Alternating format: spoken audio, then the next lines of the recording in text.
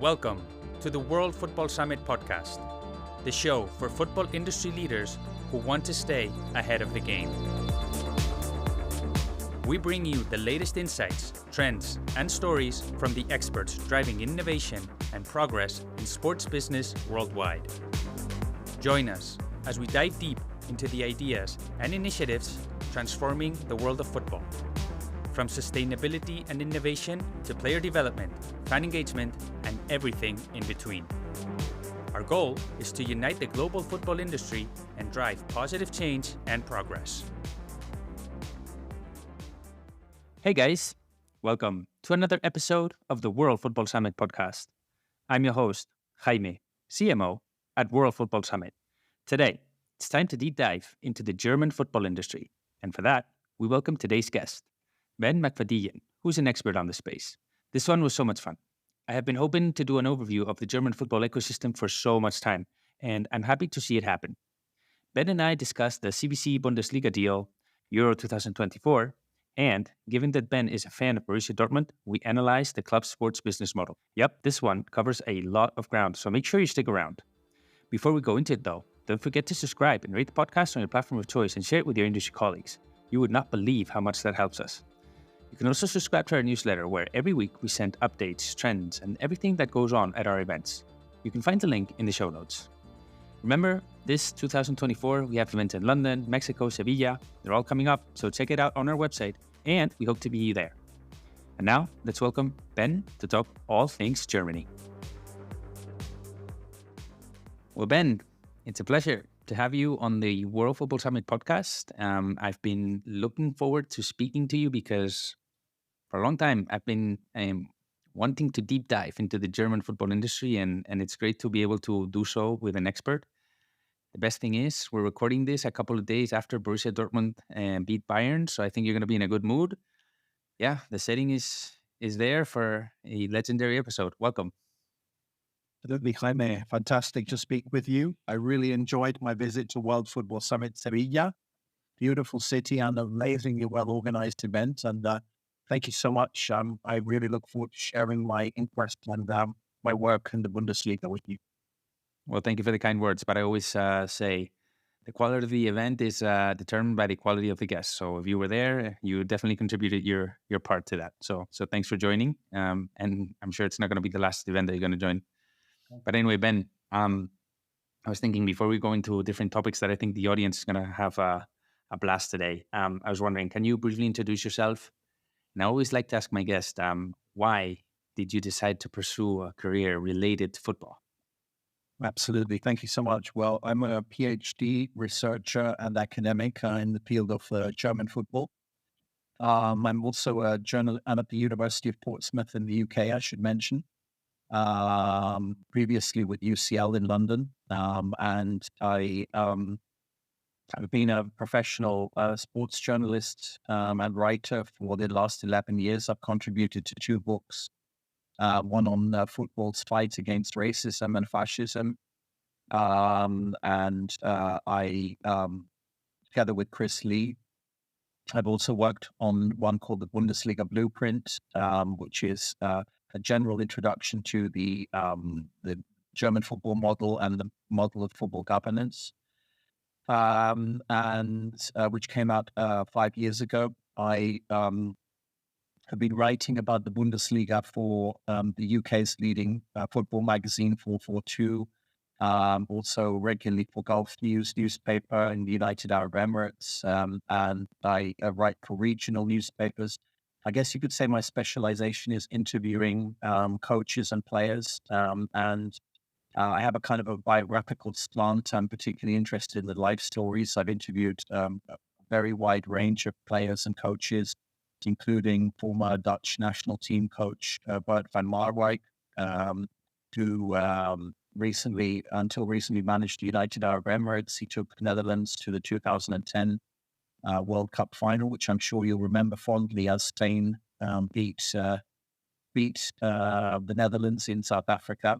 And also a very wide range of current and former players.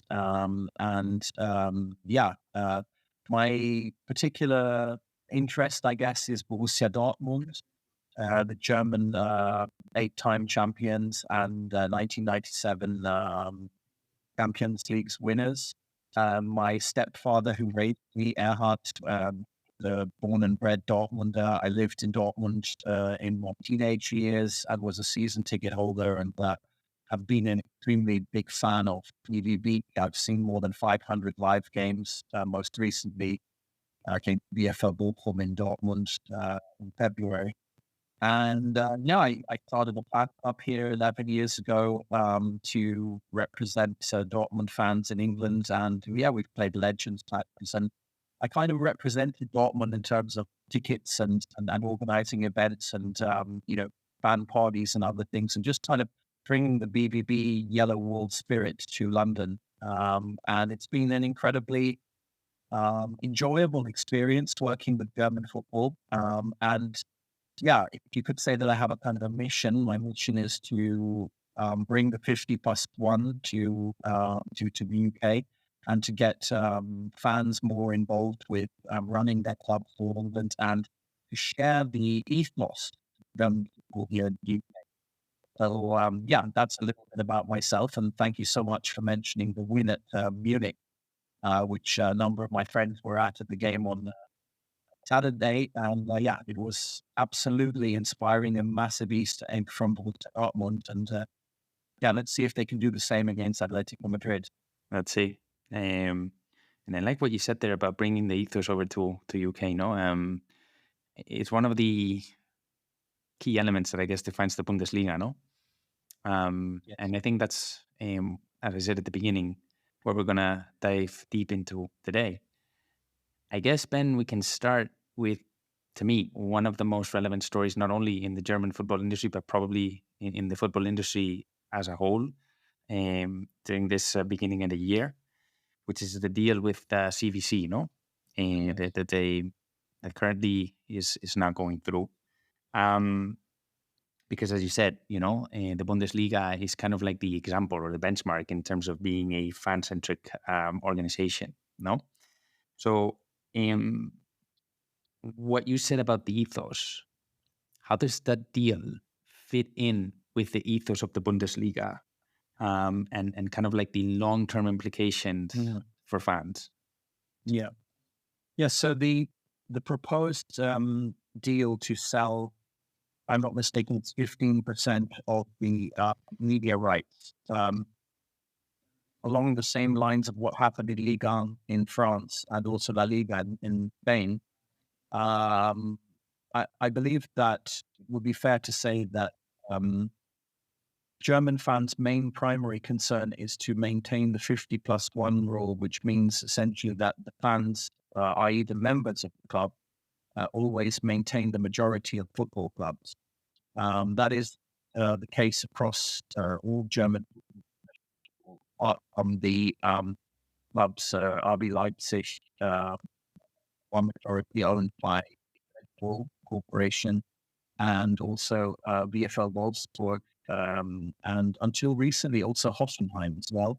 And of course Bayer Leverkusen, who are under Alonso, are doing incredibly well this season. So basically the primary concern of German fans is that their fans, that the members, for example, Dortmund has 184,000 members, Bayern Munich has 283,000 members approximately, and so on. SC Freiburg is 100% owned by the fans, and so on. And that brings with it a certain quality. I've been a member of Borussia Dortmund initially in the 1980s and 90s, then now for the last 10 years, coming up to 10 years now. And you get a certain quality of being a member of the club in that you get consulted on issues. For example, Dortmund introduced a women's team 3 years ago, now a second women's team, and so on.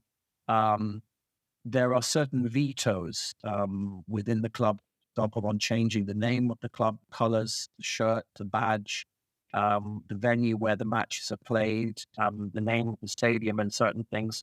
So German fans see their football club as being a very integral part of their society and part of the community. And they see the football club as delivering a football product, not just on a professional level, but on all different levels, and very much as an integral part of the football pyramid, going all the way down the 12 leagues of German football. And I think that the key issue is, if you look at it from a historical perspective, and I think it's very important as a Germanist myself, someone who studied German history, I think it's very important to look at it from a historical perspective. Much like Spain, let's say, the history of the 20th century was tainted by fascism, which with hindsight proved to be a very negative way of running a society. And so because of the problems of the Second World War, basically a lot of political institutions, historical institutions in Germany are tainted with bad memories or, with that particular short era in the history. And so for a lot of Germans, it's quite difficult to be able to fully 100% identify with historical institutions and parts of their history. And so in order to understand 50+1 and why it's so important for people to be able to identify with their football clubs and their community-run football clubs, it's important to understand the history, and that nationalism or pride isn't something that comes easily to the Germans. And therefore, football clubs are so much part of their identity and something that they want to be able to identify with. So that's the first issue, the 50+1. It's about fan influence in a country where you have a very integral and healthy fan culture, where fans are able to express themselves very much in the stadiums in terms of songs and flags and standing culture heritage and so on, and also having a beer on the stands and so on. And, a lot of the things which have been kind of taken out in the UK, for example, in English game, are still very much available in Germany. And that's something which I've also seen when I went to watch Sevilla, by the way, last year in the Champions League. It's that kind of openness of culture and that sense of community ownership is what's so important. Now, coming to the deal, looking at this with Bloomberg, with David Hellier of Bloomberg over the last 2 months, Yes. basically, we identified that a lot of the issues were not actually resolved by this injection of cash. The French League A clubs, many of them are now considerably in debt. So what we basically saw was that and it also hasn't helped Barcelona, who are massively in debt as well, and seem to be in hock to just about every major corporation now in terms of selling off their own individual media rights and so on, or even, the great Real Madrid, who therefore now are pushing this European Super League in order to resolve their short-term problems. So I think that the conclusion that people came to was that analysts came to was that essentially the short-term cash injection only really resolved the problems of having no spectators in the time of the pandemic, and that it's not a long-term solution. So essentially what you're doing by joining up with someone like CBC or a major venture capital investor is you're selling off the media rights, which are one of the key income streams of the club, just to get a very short-term injection of cash, which in a high cash burning industry like football, which it's famous for, essentially doesn't give you a long-term solution to the issue. And the way that the German clubs typically would look at it, because German clubs are run very conservatively, almost all of the top tier clubs run a profit each year. And for example, Borussia Dortmund, which I'm a shareholder of, have been for many years, pay a dividend on their share and haven't missed a coupon for many years now. So basically, the Germans did not want the outside influence on their club. They did not want the clubs to basically have to forfeit part of their revenue streams. And they also regarded it as a massive infringement on their rights and ability to be able to control their own destiny as a club, and a potential backdoor for investors to undermine the 50+1. So, and then also influence things like the timing of matches, because as you probably know, in Germany, we don't have Monday matches and so on, and things like that, which are very unpopular with fans. So they didn't want the influence, basically. That's the bottom line. And and the German football industry has regarded this as, I think I should speak more for the fans, though, because the industry per se, I think, was somewhat open, but the fans, the members of the clubs, did not want this influence, and they made it extremely clear in wide-scale protests across the league, and ultimately put a lot of pressure on the clubs through the organized fans, like the ultras and so on, that they did not want that deal to go through. And ultimately it was rejected because German football is very democratic in comparison to some other systems. That's how I would look at it, basically. It wasn't the right deal. Wasn't the right deal. And I guess, well, first, thanks for that explanation, because that was really detailed, and I think it gives a good context. No, but going back to what you were saying there, I don't know if the analogy is to say that it was kind of like a band-aid to a problem that just because of the dynamics of the industry, it was going to get solved probably in time, meaning things would return to normal. So you're compromising one of your key revenue streams just to solve a problem that from a short-term focus, no? Yeah. And then I was just last week, I just saw some data which was interesting, that at least stood out to me, which is that the Bundesliga clubs, I think they increased their revenues by like 23%. No, so as I said, I mean, this kind of proves that things are getting momentum again, right? Yeah. So is that, I guess, when you're considering an investment like this, is that where you draw the line? Meaning, okay, I know I have a problem short term. Where do I decide to bring in someone, an external party, if you will, to help me solve that short-term problem? Yeah. I think, firstly, you've got a very clear picture there about the kind of culture that exists in German football, which is particularly attractive. And it's one that I'm obviously looking to promote, or that's my campaigning work and my writing or research is about that. Secondly, I think that you saw the degree of hostility towards the idea of the European Super League. And I think self-evident with the success of the African Football League, that has obviously been an experiment with the intention of showing that a closed type league of that kind can be successful. And indeed, it had the support of Gianni Infantino on the assumption that he wants to do something for African football, which I think is very welcome.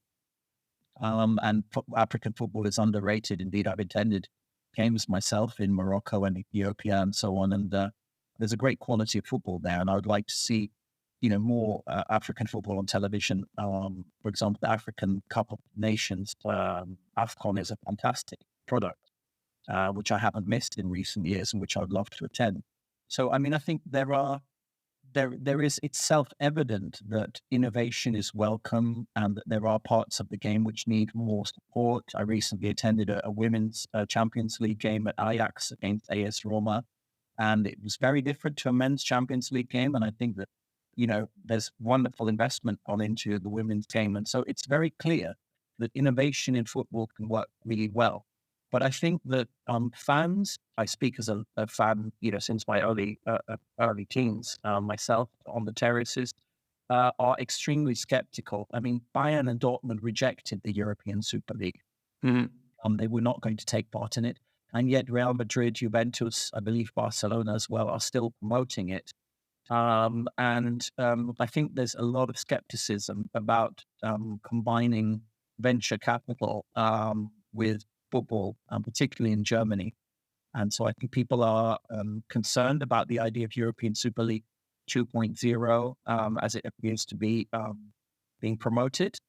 And I think that, there's a lot of reservations because people want to protect the football pyramid, which means that essentially your sons and mine, or your daughters and mine, essentially can start at a regional club somewhere in Spain, Germany, England, and can work their way up the pyramid, perhaps one day playing in the Women's Super League or the Men's Premier League or Bundesliga, etc.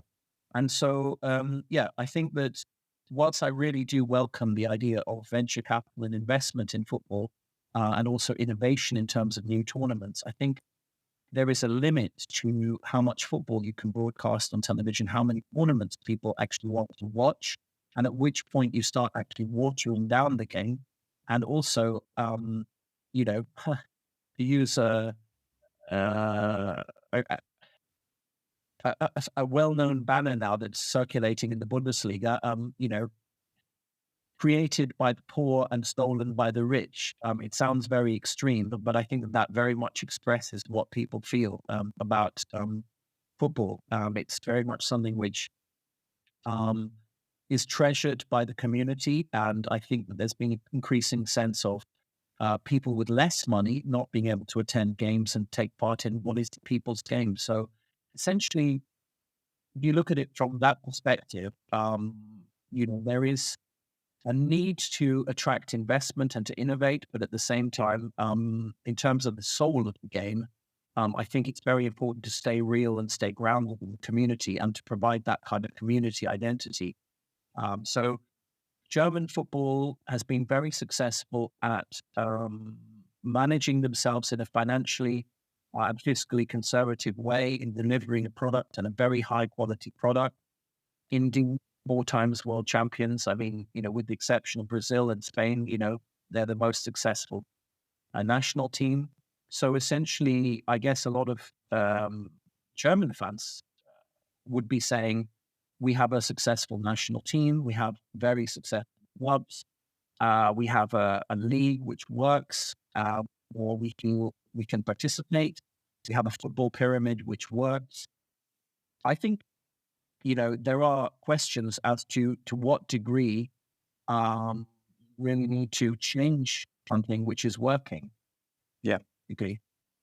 And I'm thinking about a conversation I had with Fortuna Dusseldorf on the podcast. Yeah.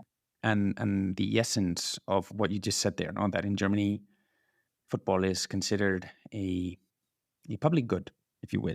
Football is for the people, and it's actually Yes. the ethos behind their campaign, make it for the people. But I guess I'm wondering, and going back to what you said before, the Super League now, it's being supported, I think, by Real Madrid for sure. Barcelona is there. Juventus dropped out. But I'm thinking about, how, okay, I understand why you would say no to a deal like this, because it compromises your values as not only as an organization in the clubs, but also as football itself, no? But does that put you in a disadvantage versus organizations like Serie A or La Liga who have received CVC's investment? I think we need to specify. I wasn't aware of Juventus no longer supporting the proposal. I think we need to specify in terms of the clubs. I mean, for example, Manchester City has been very successful in terms of bringing in the corporate investment partners and building up the City group of multi-club ownership schemes and similar. And I think that can be beneficial for players to be able to loan out to partner clubs and similar. Although clubs like Borussia Dortmund also has partnerships around the world, in Japan, in Malaysia, the United States, and other countries. So it doesn't always have to be a multi-club ownership type of model. It can be a less organized, a looser kind of, grouping of clubs that work together. And at the same time, I think that the most important thing about football is that ultimately it's people's game, and it needs to be accessible and available to all generations and all income levels in order for it to be really representative. And I think that the difficulty is that the bigger the game gets, the more money that flows into it, the more it becomes kind of uprooted from what it actually is, which is something, one of the few uniting voices in terms of global culture. And I think that the power of football that, people like you and I have grown up watching the game and being inspired by the players and the clubs. And, I think the power of it is that it's grounded very much in a cultural narrative, which is, something which so many people can relate to in so many countries around the world. I mean, let's face it, when you buy a football anywhere in the world, it's not an expensive thing, but 22 people can play with it, and they can play with it for a long time. And the game is easy to understand. And so essentially, that's what's the magic of football, is that it's something which can be very accessible for a lot of people. And Yeah. it will remain that way, because I think, certainly my experience of football is that going to the stadium is a very, very important part of the game. It's not just playing the game and watching it on television. And I think if you look at Serie A, for example, which you mentioned, where a lot of the stadia are empty, not empty, sorry, they're, 30, 40% empty. Sometimes in Spain, that's the case as well. I think it's sad in a way. And I think that talking to a lot of young people in those countries, a lot of them have drifted away into computer games and other activities, and away from football. And in England, for example, we have a problem that because of ticket pricing, that a lot of people are no longer going to games.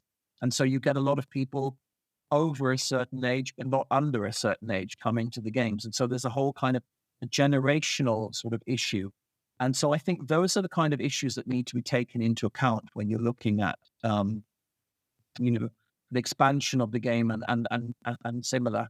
Does it still represent the community? Is the club still an anchor for a cultural understanding and something which brings people together? Or does it start to become a very elite product, which is basically supported by a worldwide audience?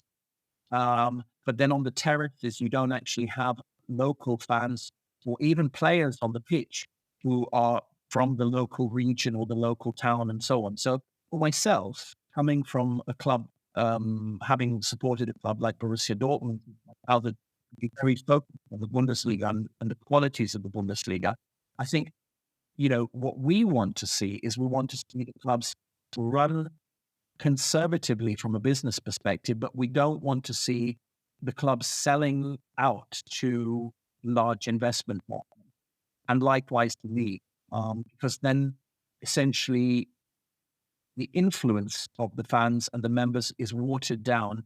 And essentially what you then see is you see more and more tickets being allocated to, VIP guests and similar, which essentially make the atmosphere in the stadium very different. So I think, what's very much anchored in this conversation is ticket prices have to be realistic, access has to be available widely across the community, football clubs have to be representative of the towns, regions, and cities where they come from, and fans, let's say, are more concerned about losing that identity than, let's say, winning the Champions League. I think a lot of German fans have long accepted that perhaps in Europe they might not win all the titles, but they will have ownership of their game. So I think that very much summarizes that kind of ongoing discussion in Germany about whether to bring in more, whether there should be more venture capital or more corporate investment, or whether it's very important to find a balance between the needs of the fans who are extremely vocal and have a voice within the club, or whether the clubs should just simply accept that money rules the game and that they have a diminishing influence in the game. I think it's that diminishing influence that is so very, very important. So going forward, Ben, put yourself in your shoes of, these executives that are negotiating this deal. They see on one hand the benefits of receiving investment that's going to help them, grow from a financial perspective, but on the other, they're going to probably lose part of their identity, as you said, no? Yeah. What would be kind of like the main factor that you would focus on to make a decision on whether this partnership or this deal should go forward or not? Or is it just at this point a lost cause directly? I think that certainly in Germany, there's going to be an ongoing further dialogue in terms of looking at potential investment partners. And most of the main clubs have large investors in the clubs, and they can't really work without them. But on the same note, I think that there are a lot of reservations also from a political perspective on bringing in investors from countries which are not regarded as democratic, such as some of the Middle Eastern countries, which there have been a lot of question marks about. And I think that, one shouldn't underestimate the role of politics, the role politics plays in German football, for example, and the discussions that people will have, which are considerably more intense, let's say, than they might be in other countries, such as my own here in England, where it's kind of, clubs like Newcastle United have been taken over by Saudi investors, or also Manchester City, obviously, by Emirati investors and so on from the royal families. And people don't bat an eyelid. I mean, they basically see this as an opportunity to grow and to be successful as a club. And I think to some degree that's been very true, because these investors have actually invested in the communities and have, put money into communities where, for example, like the Northeast and Newcastle, where there hasn't been a lot of investment for some time. So it really does bring advantages with it, to bring in the large investors. But at the same time, I think that the politics behind it, human rights issues about women's rights and similar also LGBT rights and so on, are very much at the forefront of thinking when it comes to German investment. So for now, basically, the maxim is, if it ain't broke, don't fix it. And I think the DFB and the DFL, the German Football Federation, also the DFL, who run the top three leagues of Germany, will essentially have a very fine balancing act to do in terms of bringing in investors and bringing in more corporate interests. And then remember, of course, that Germany itself has a lot of very strong corporations like BMW, Allianz, and so on that we discussed before the show. So these German corporations understand the German narrative, and they understand the discussion and the balancing act that needs to be done in Germany. So I think really out of the pandemic came the first real need to attract this type of investment like CVC. But for the moment, German football is very well funded, very well supported by local industry and so on. And I think that a lot of people will ask themselves, do we really need to open up to the degree that perhaps Liga have done, or perhaps even the Serie A, and most certainly Premier League, which a lot of people admire from a sports perspective, but they also are very, very concerned about in terms of the way the English league has sold out, really, essentially. Well, thanks for that review, man. That was great. I think now we can focus on kind of like your area of expertise and talk a little bit about Borussia Dortmund. Sure, because they've increased their overall revenue, at least according to the Deloitte Money League, by 18%. So given your knowledge of what's going on at the club, what have been the key pillars behind that remarkable growth? As you said, it kind of like falls into the overall dynamic that the Bundesliga is performing extremely well. Clubs are being, run well. So, but let's just focus on Borussia Dortmund. Yeah. Well, Borussia Dortmund, a potted history, if you like, is if you go back to 2005, you go back to the 1990s, Borussia Dortmund won several titles in a row. They won the Champions League in 1997. Mm-hmm. Essentially, the club looked at outperforming Bayern Munich by essentially buying better players and trying to outspend the club. But Dortmund itself is a region of former coal mining and steel, and has a high level of unemployment and underinvestment in the region. And essentially, the area of Bavaria, Munich, southern Germany had been one for many years, which has one of the most powerful companies in Germany. If you think of Mercedes-Benz, Porsche, BMW, Audi, Allianz, and so on. And so Bayern Munich's ability to attract these companies has been incredibly beneficial for the football club. And Dortmund essentially driven under the leadership of Carsten Kramer, who's the marketing director, who had been long-term marketing director, now managing director of the club since Hans-Joachim Watzke moved to the DFL. He'll be moving permanently next season. And essentially, Carsten is coming at it from a marketing perspective, and he's looking to maximize returns on all areas of the match day experience. So, for example, catering, also obviously VIP tickets, and also sponsorships. Dortmund themselves have a very successful model of over 300 corporations that are in a tiered fashion. They're basically they provide support for the company, and they also obviously buy a certain allocation of tickets and VIP tickets for the various lounges across the stadium, which is not unlike any other football club.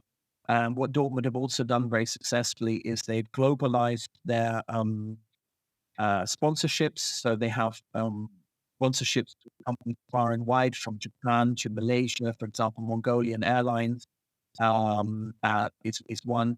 And they basically have brought in a very wide sort of support network of companies around the world that want to identify with the Borussia Dortmund brand. And they've also built a very successful network of football schools across the world, again, from China to Japan to Malaysia to the United States, and again, delivering strong revenues. So I think that the current model, which, as you say, is delivering extremely strong growth and has been delivering a consistent dividend to the shareholders for a number of years, is based on innovation, is based on globalization, is based on the global interest in the club. Dortmund this year have opened their second office in the United States. And the last 3 years they've toured in America, and have essentially built up a very strong brand here in the UK. In a couple of weeks' time, the Legends team will be coming over to play against Celtic. And they've played recent years in Vietnam and the United States and so on. So it's a very globalized football club now, with a very wide following around the world. The football club now has over 900 fan clubs around the world. When I first set up our fan club here in 2012-13, we were the first club here in England. Now there are 9 across the United Kingdom. So for a German team, that kind of puts it into perspective, that the success of Borussia Dortmund, above all, has been one of globalization. And I think that that's also represented on the pitch. If you look at the number of players that come from countries around the world, including England, Jadon Sancho, Jude Bellingham, Jamie Bynum-Gittens, and so on. Jude being such a great success now with Real Madrid, obviously. So. Mm-hmm. I'm thinking you were mentioning the power of the brand in Borussia Dortmund, and they have some unique elements. So for starters, their kit, yellow kit, I mean, I think everybody recognizes it. I guess most of all, I would say the environment that is perceived on TV in the stadium, where just fans are just like, super passionate, super supportive, there, and you can see it on TV. And it's been kind of like an example of the different, call it designs they have on the stands. I mean, it's just amazing, no? Yeah. I guess that's also part of the experience, the Borussia Dortmund experience. Second, I guess they're working very hard on maximizing the stadium experience for fans and kind of like drive revenues from there, no? So is there any initiative that stands out on that front? Yeah, I think you've identified that really well, Jaime. I mean, a lot of the growth in interest has come from the fascination with the yellow wall, the Gelbe Wand, the Südtribüne behind the goal, 26,000 standing. Tottenham Hotspurs, when they built their new Indian Town Stadium a couple of years ago, built a standing terrace behind the walls based on Borussia Dortmund, consulted with Borussia Dortmund. And certainly over the hundreds of fans that have come through our fan club, what I've seen, which is one of my hobbies, running that, it's always the same thing. The English fans want to experience the yellow wall. They want to experience the intensity of, average gates of 81,000, which makes Borussia Dortmund the most successful football club in terms of number of attending number of fans attending matches and has been for many, many years, I believe, behind the Dallas Cowboys, who have an average of 99,000. It's the second most popular sports club anywhere in the world in terms of attendances. Mm-hmm. Anybody who's attended that experience of being there with 81,000 and the yellow wall and the choreographies and the intensity of the match experience, I would say, it's quite similar to what I experienced in Sevilla or Real Madrid in the past, or also Barcelona when I've been out to Spain, games in Spain, in terms of the intensity. And I think that that's something which, has become a kind of a key focus for Dortmund, is to sell that match day experience and that intensity of the yellow wall, the Gelbe Wand, as I said. Yeah. But you know what? That hasn't been something recent. They've been doing this for a long time. Personal story here. When I was little, me and my little brother, we always talked about someday going to Borussia Dortmund, to a Borussia Dortmund home match, being there in the stadium, looking at the experience. And this was many years ago. So that kind of like goes back to what we were discussing about the brand. No, when you want to build a sports brand, you have to do so over the long term. And that's kind of one of the elements that has been there for a long, long time. No. Yes. But I guess I'm wondering, Ben, I mean, okay, so we've been discussing, yes, they're doing great from, they have a clear focus in terms of, driving revenue, return on investment. They know what their brand is, who is it for, who's it not for. So that's important as well. But when you look at dynamics in Europe around investment and how other clubs in Europe are kind of like, growing, how can a club like Borussia Dortmund, considering the context of what we were discussing before with the CVC deal, maintain its competitiveness in the European landscape? Yeah. Well, I think anybody who understands the football well understands it as a people's game, basically. And the industrial or post-industrial city, Dortmund, is a working-class city, and Dortmund is a working-class football club. And I think that identity is a powerful one in football. If you think of Boca Juniors also, or other football clubs, there's a certain identity and an integrity in the message, effectively, which is that Dortmund is a football club from a working class industrial city, which has maintained its roots, which has maintained its identity, which has a very vibrant and real football experience, probably one of the best in the whole game. Yourself, it's been an aspiration for you, and I hope that you've managed to fulfill that aspiration. I hope so. I'll take my brother there. Yeah, of visiting a BVB game. And I think so, essentially, Dortmund's USP, unique selling point, if you like, is its very kind of working class identity and very genuine football identity. And I think that there's a very careful balancing act to be made, again, as there is in the wider German football, but also within BVB, of not selling its soul and becoming too plastic and over commercialized and so on. And I think that to some degree is being compromised by the sheer volume of commercial deals that Dortmund has and the amount of promotions that are going on in the stadium and so on. But in terms of BVB themselves, because the fans have such a big stake and an influence within the club, they're basically able to steer the club to some degree. And the managing director, Carsten Kraumann, also Mr. Watzke, and the president and chairman until recently, Dr. Raubal, have always had a very open ear for the fans and their concerns. And that's why you see in Borussia Dortmund, you see a lot of banners on the, with messages that the fans want to share with the club. You see those kinds of things being permitted.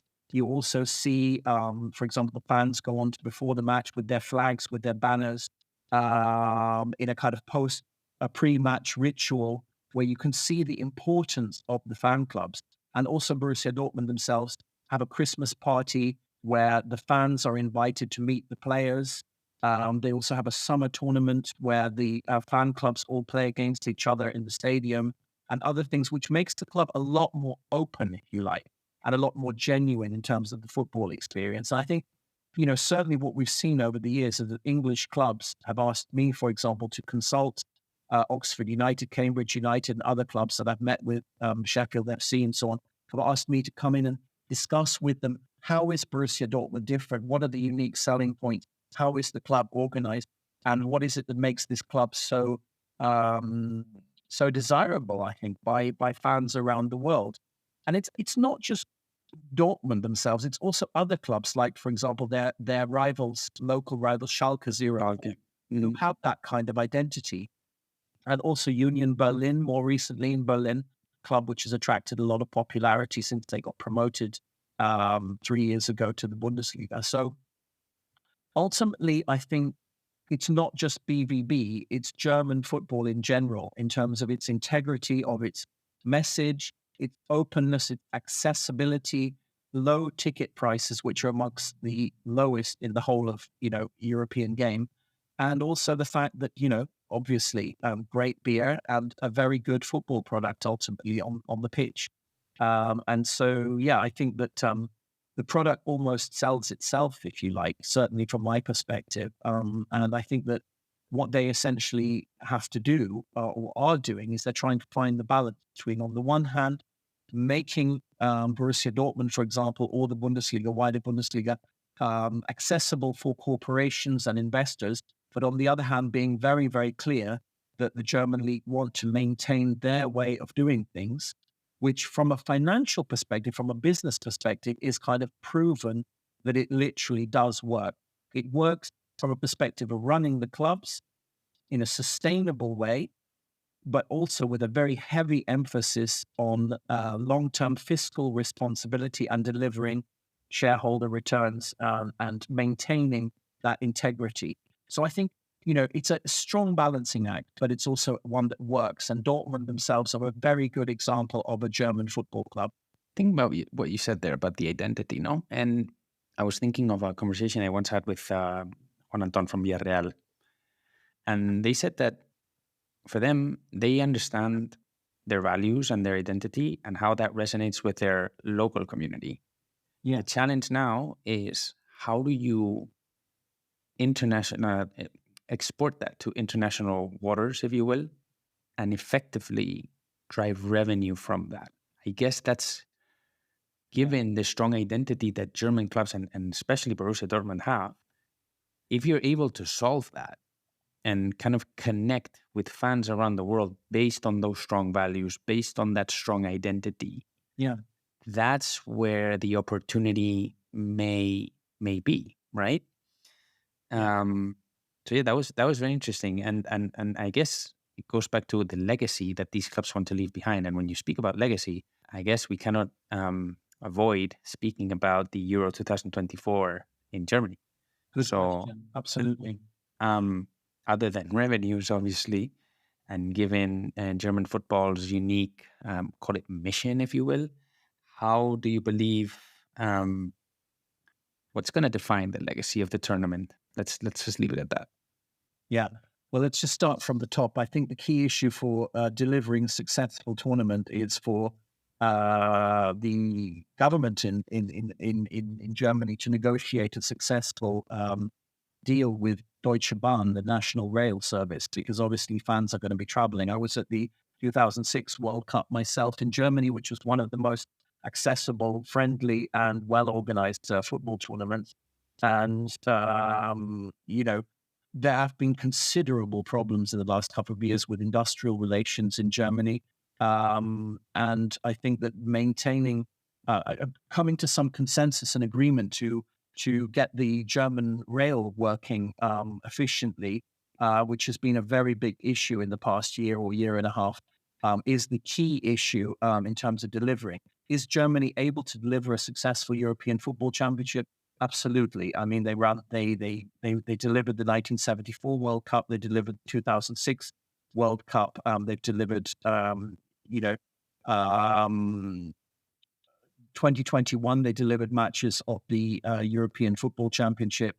And they have some of the best infrastructure. They have some of the best stadiums, most technologically up to date, very strong digital platforms. And they have a proven success of delivering large tournaments in all the major sports forms. So essentially, I would have very little doubt that Germany is very, very well set up to deliver one of the most successful European football championships and at a profit. On the same note, I also think that if the Deutsche Bahn, as I said, it's not working successfully, and fans are having difficulties moving around the country, that could put a big spanner in the works in terms of the tournament this summer. So yeah, that is a question mark in my mind. But at the same time, I think that we're all set for a fantastic European Football Championship. And what's most heartening, I suppose, is that the German national team are hitting their form just at the right time with the recent wins against the Netherlands and France. That would help, definitely. Yeah. And I'm thinking, Ben, you alluded to this at the beginning of the conversation when we spoke about innovation, about how you think that innovation is kind of like the way to go, no? I know this Euro 2024 tournament is going to showcase a lot of, call it, quote unquote, innovation related initiatives.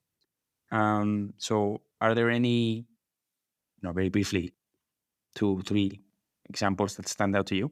Well, there's a very strong focus on the environmental delivery. Most of the stadiums have now implemented solar panels, and also will be capturing rainwater in terms of for the use in bathrooms and toilets across the stadia, which I think they're well ahead of a lot of other countries in terms of their environmental and corporate social responsibility focus.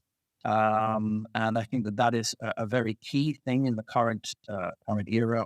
Climate change and similar. And I think Germany has got the right focus in terms of that.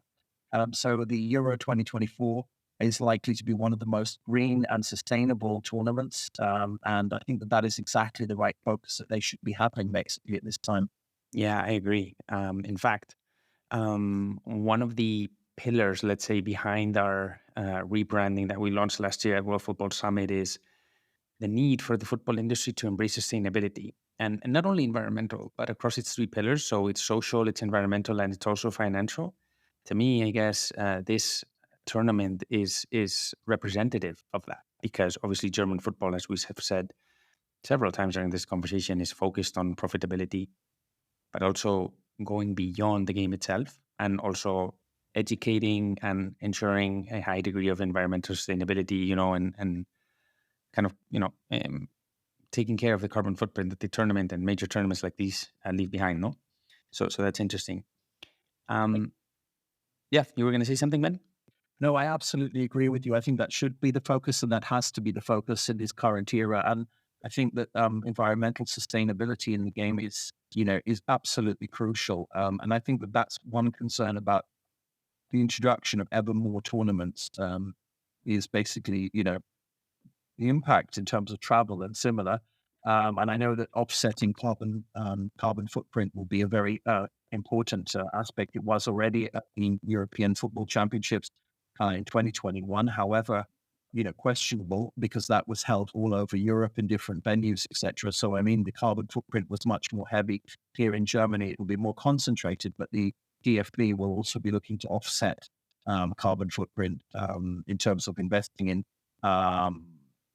green projects around the world and so on. So I think there is a very strong focus, as there generally is in Germany, on sustainability.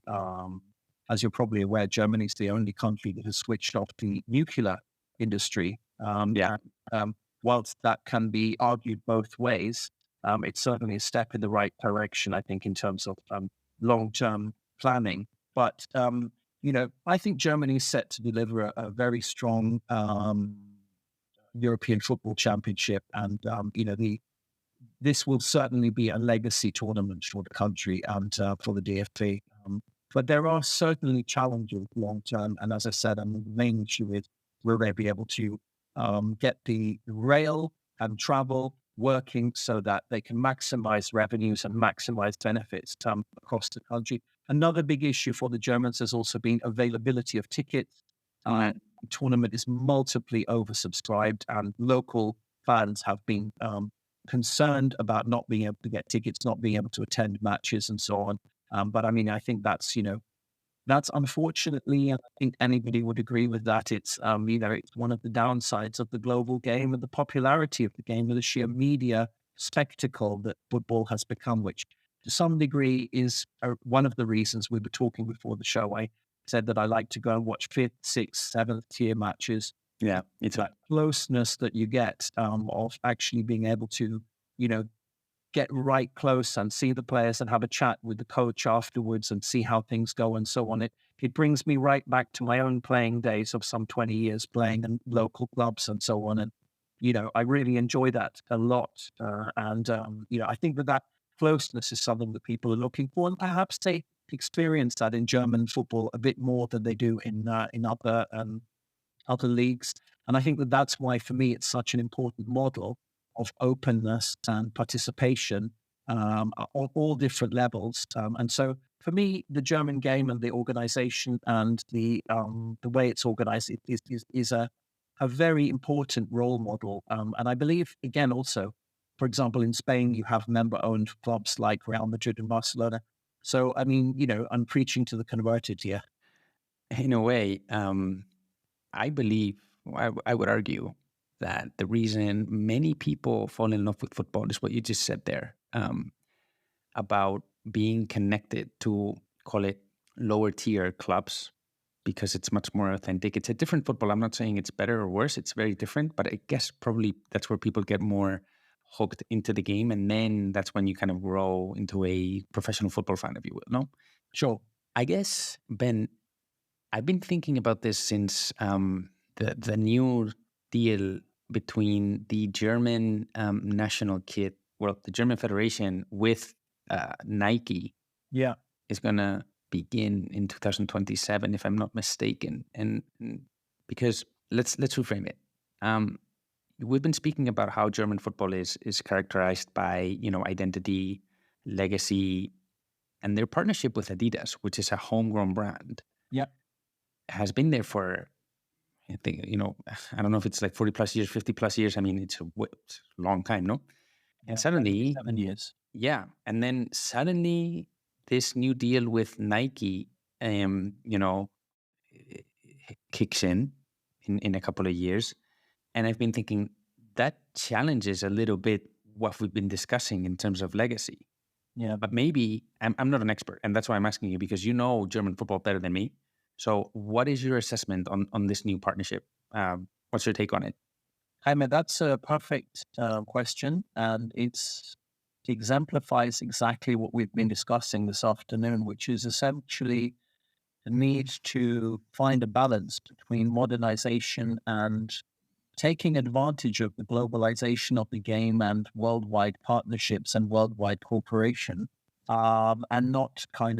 and at the same time maintaining the authenticity and the legacy of German football itself and its ability to fund and support its own game. So, on the one hand, you're looking at the power of a brand like Nike with its ability to spot hot trends and to basically identify those and create a cultural narrative around the world, around sport and around football.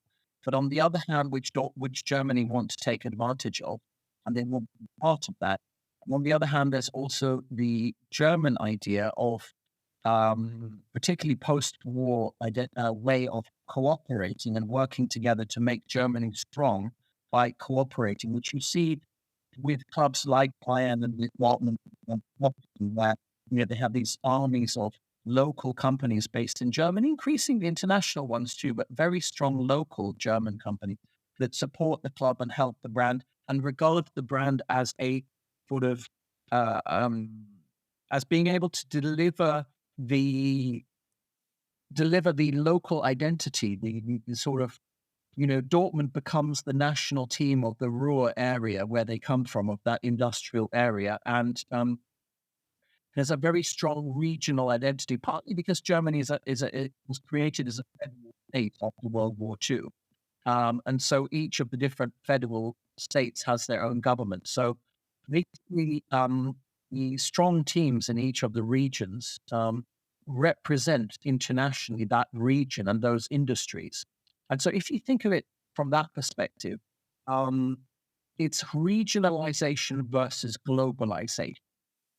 But on a national federation level, the federation essentially were looking at a deal which was worth 50 million euros more per year by signing up with Nike.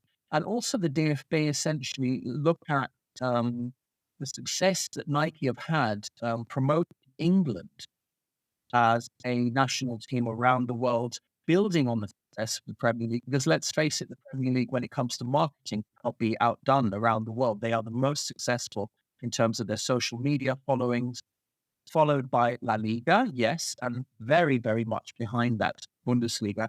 Germany has not been so successful in terms of its social media, in terms of attracting interest. Bundesliga and the German national team, in spite of its success on the sporting field.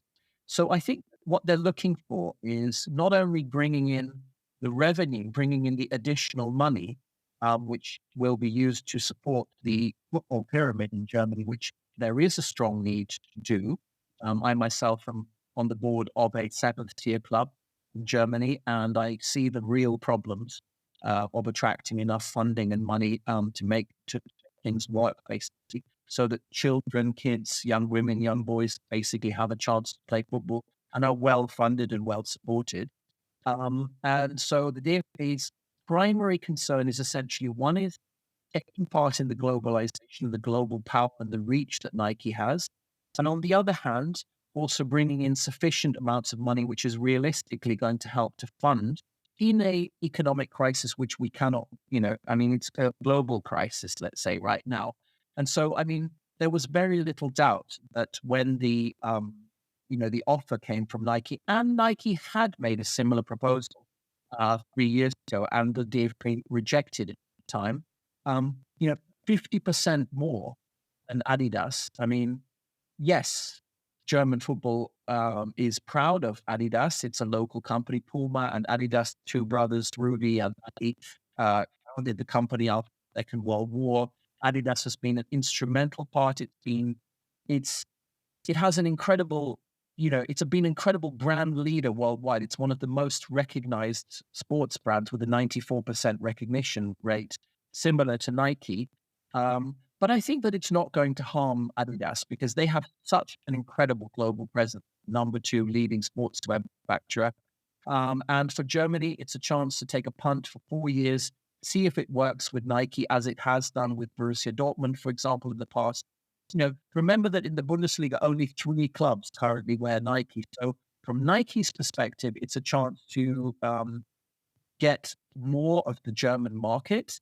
And from the German Federation's perspective, it's an opportunity to try and test the waters and see whether they can get a little bit more of that Nike cool, if you like, and basically reach wider markets. And, if the German national team are successful at the European Championships and they can go on to play a strong World Cup at USA, Mexico 2026, then, this could be a real revival. It could be a real opportunity to change the identity and a real opportunity for Nike, as I said, to get a stronger toehold in the German market.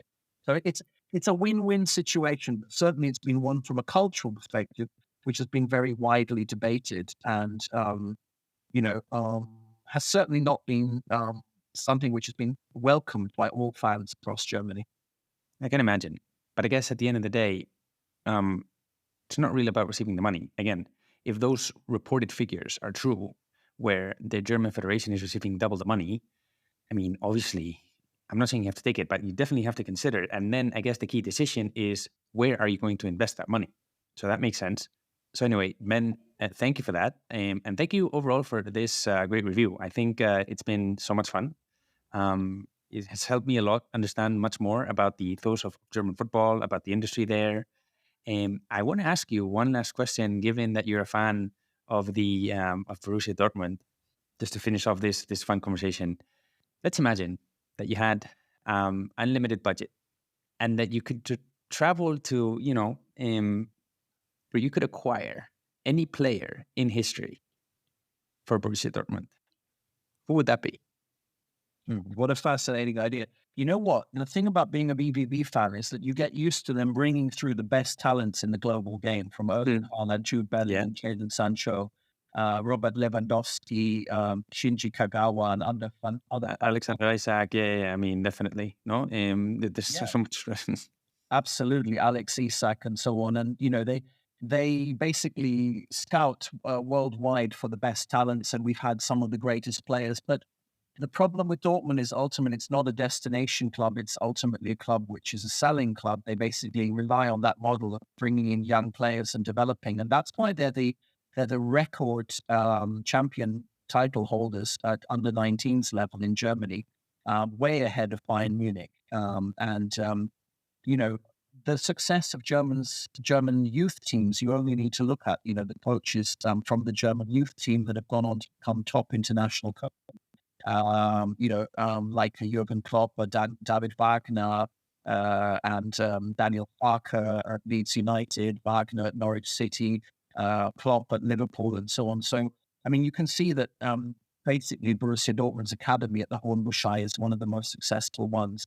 And so I guess I would answer it by saying that I really don't think that Dortmund could do very much better than guys like Lewandowski, Haaland, Bellingham, and so on that we've had over the years. And what I would like to see is just more local guys like Marco Reus.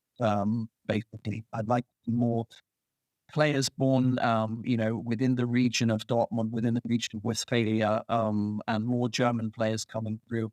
And I guess that kind of very much summarizes the conversation today, which is, my message, if you like, the campaigning, the work that I've been doing has always been about a regional identity and a very strong fan-led type football where fans basically have a say in the way the clubs are run.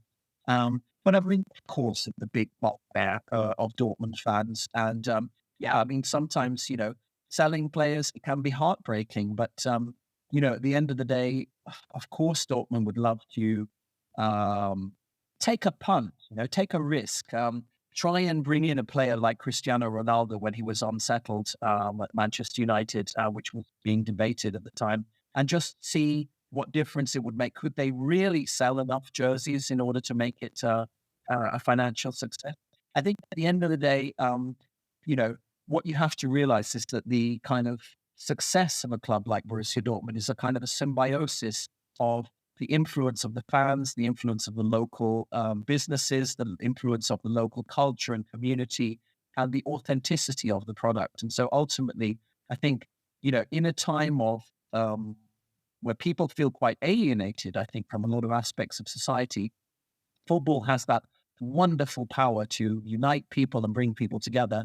And I think it's very difficult to find a league or even clubs which are more kind of genuine and down to earth and authentic, if you like, in terms of the fan experience and just the kind of fan, that kind of product that they ultimately sell than clubs like Borussia Dortmund. And so ultimately, there isn't really a big space in a club like BVB for massive egos like Cristiano Ronaldo or Leo Messi and so on. It's more of a kind of a team effort.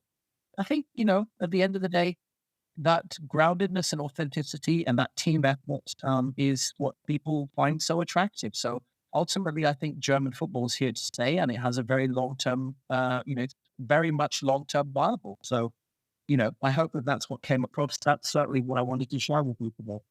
It doesn't surprise me, to be honest. Based on what we discussed, it kind of reminds me of one of the answers that I got earlier in the podcast when I interviewed Etienne Santacedo, who is the CEO at the International Trademark Association. When I asked him this question, he's a supporter of Real Sociedad, no? Here in Spain. Yeah. And he said, you know what? I don't want any players. I just want them to keep players like Mikel Oyarzabal, who represent the values of the club. They're homegrown players. They understand the culture. So yeah, I guess it makes complete sense what you just answered, and thank you for that. And overall, thank you for this conversation. This has been so much fun, Ben.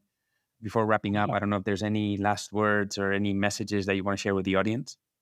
Well, just to encourage anyone in the industry to attend the World Football Summit, which I immensely enjoyed. I got to chat and meet with Pedro Pinto, as a journalist, I was, really amazed at the accessibility and the openness to be able to meet people on that level of the game. And it's just it's a fantastic event which brings people together. And I really encourage people to attend the World Football Summit. And thank you so much for inviting me to the London conference, which I'm really looking forward to. And keep doing your wonderful work. And thank you, Ben. And we'll see each other in our events. Hopefully, the one in London. Definitely, we'll welcome you back to Sevilla so you can keep practicing your awesome Spanish. Thank you. And thank you so much.